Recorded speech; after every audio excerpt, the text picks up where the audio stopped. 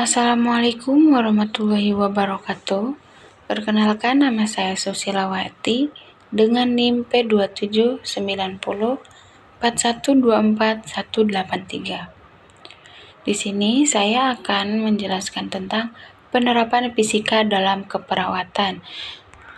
Pertama ada bioakustik. Bioakustik adalah ilmu biologi terapan yang mempelajari karakteristik suara, organ suara, fungsi suara, fisiologi suara, analisis suara, dan manfaat suara pada hewan.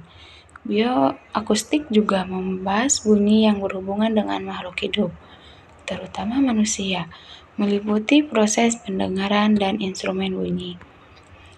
Contoh bioakustik ada stetoskop. Stetoskop digunakan untuk mendengarkan detak jantung, bisik usus, dan tekanan darah pasien.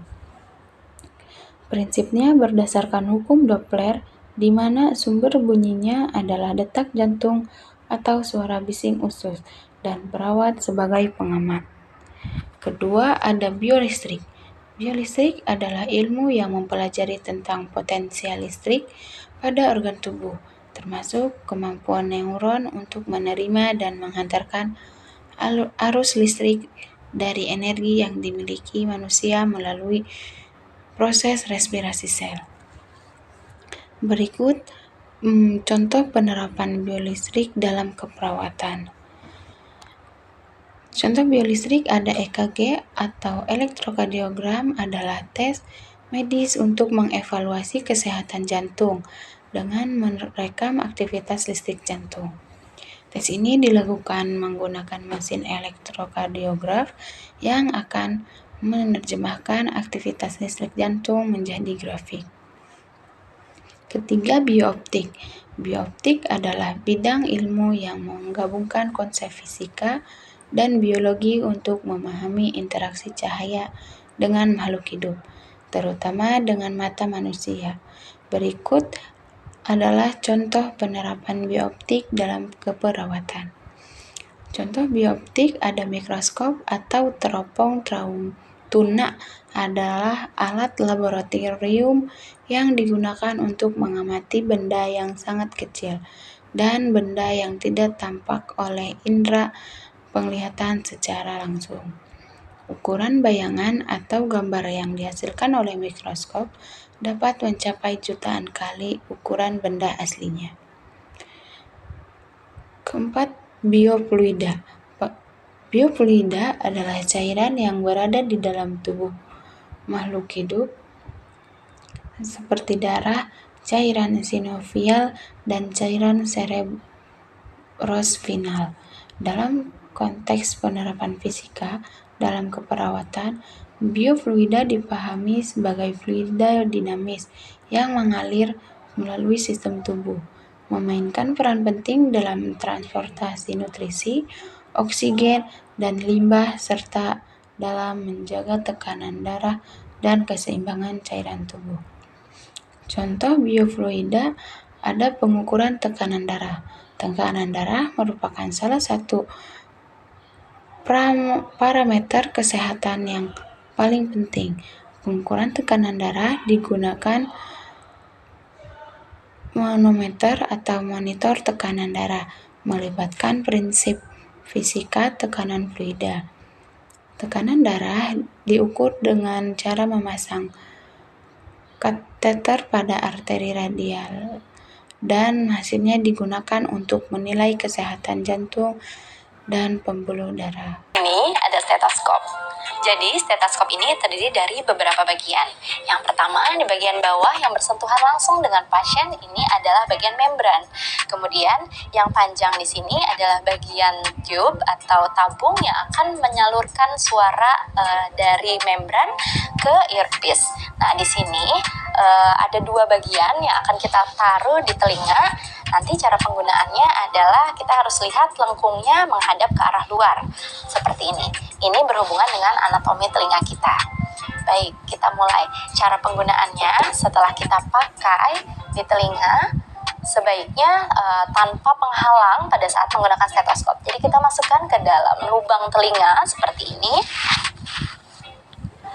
Lalu, membran ini kita pastikan dalam kondisi terbuka dengan cara mengetuk.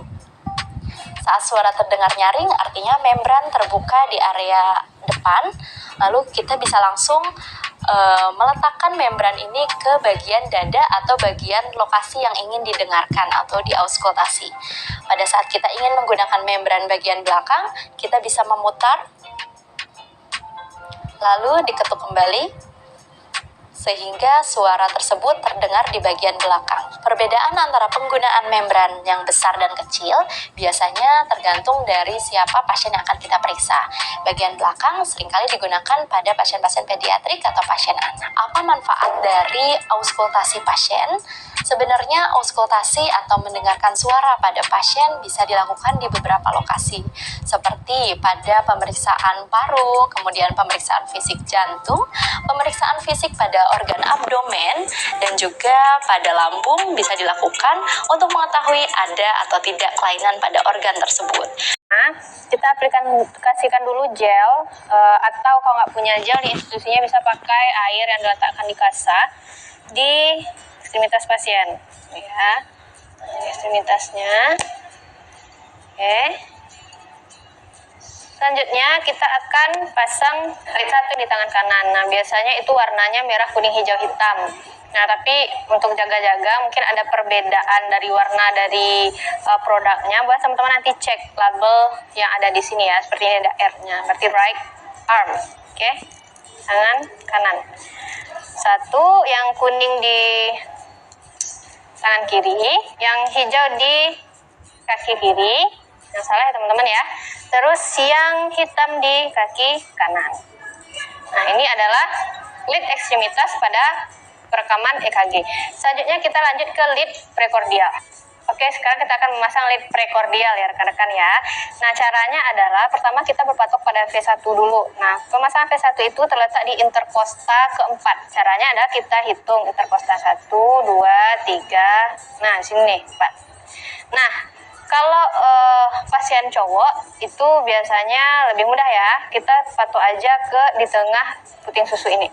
Tapi bagusnya sih teman-teman ukur aja interkostanya biar lebih akurat ya. Nah, kalau udah dapat kita aplikasikan gelnya, kita pasang V1.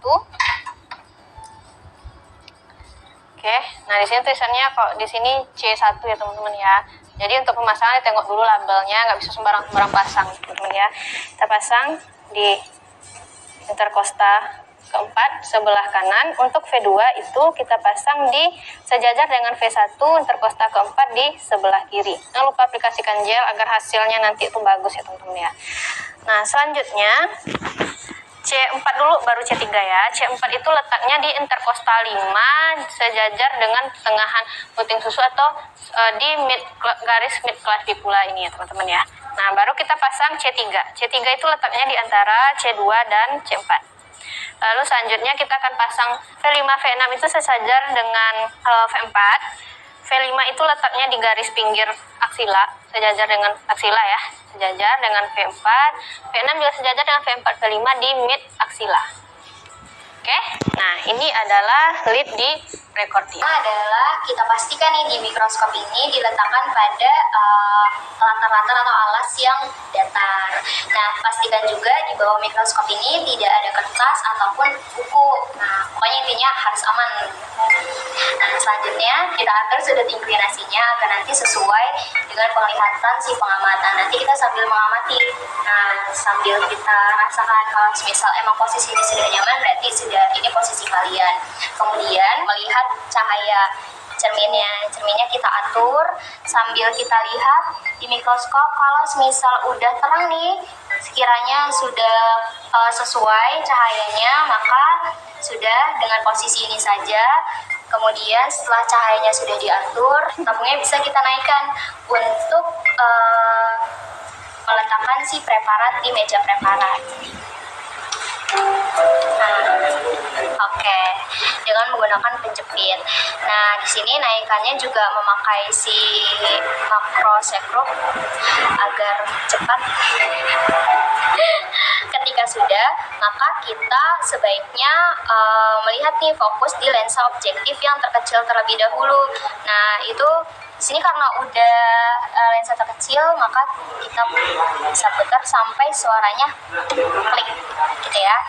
Nah, lalu baru deh kita bisa memainkan si makro shape group dan micro shape group untuk mendapatkan fokus si objeknya itu.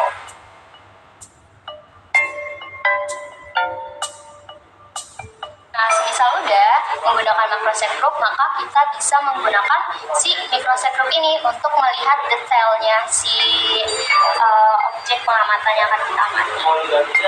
Sambil dilihat ya. Nah, apabila kalian memerlukan untuk menggeser si preparatnya, kalian bisa menggunakan mekanis. Nah, mekanis ini nanti kalian bisa atur ke kanan ataupun ke kiri, ke depan dan ke belakang. Nanti kalian bisa sesuaikan sisi mana yang akan kalian amati. Kalau nggak ada, nah kita bisa pakai biasanya ada yang penjepit aja. Nah, itu nanti kita pakai manual aja, manualnya yang pakai tangan gitu, digeser-geser. Oke. Orang yang diukur tekanan darahnya berbaring atau duduk, selanjutnya manset tensimeter diikatkan pada lengan bagian atas, sekitar 2 jari di atas lipatan siku.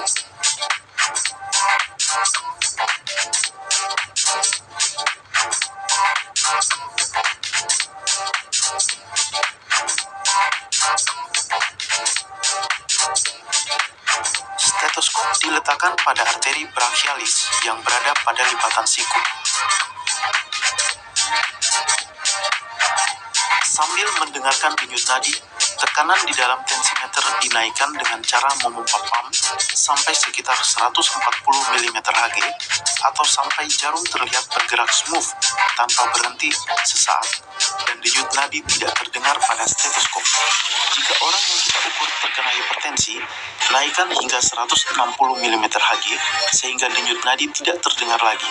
Setelah denyut nadi tidak terdengar pada stetoskop dan jarum juga bergerak tanpa berhenti, maka tekanan di dalam tensimeter pelan-pelan diturunkan dengan cara memutar air valve berlawanan arah jarum jam secara perlahan-lahan. Pada saat denyut nadi mulai terdengar lagi, baca tekanan yang terlihat pada jarum yang terdapat pada tensimeter. Jika misalnya menunjukkan angka 110 mm Hg, maka berarti tekanan sistolnya adalah 110 mm Hg. Pada proses pengukuran,